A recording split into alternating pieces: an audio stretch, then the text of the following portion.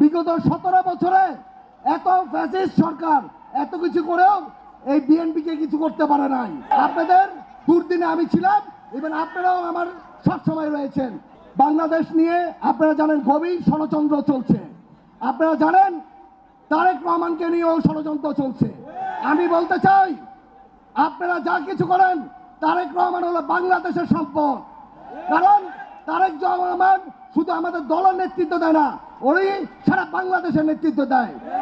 ওনার সম্বন্ধে আপনারা কিছু বললে আমাদের গায়ে লাগে, দলের শুধু গায়ে লাগে না, সারা বাংলাদেশের প্রতিটি নাগরিকের গায়ে লাগে। কারণ তারেক রহমান হলো আমার নেতা, আমার গর্বের নেতা। আপনারা সাবধান হয়ে যান, তারেক রহমান সম্বন্ধে কিছু বলেন না, তাহলে বাংলার মানুষ আপনাদেরকে ছাড়বে না।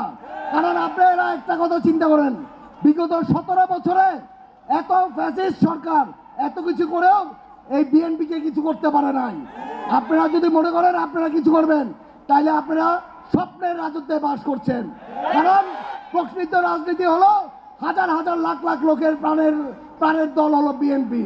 এই বিএনপিকে আপনারা কোনো কিছু করতে পারবেন না, এটা মনে রাখেন।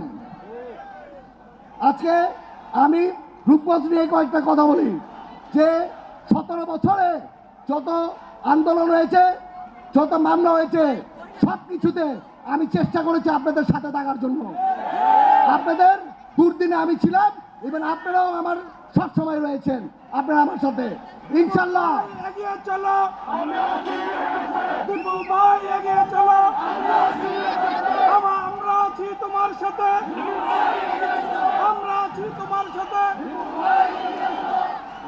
তবে আপনারা যেভাবে করে আমার সাথে এসে থাকেন, আমি সারা জীবন আপনাদের কাছে চিরকৃতজ্ঞ ইনশাল্লাহ থাকবো। আজকে আমি আর বেশি কিছু বলতে চাই না।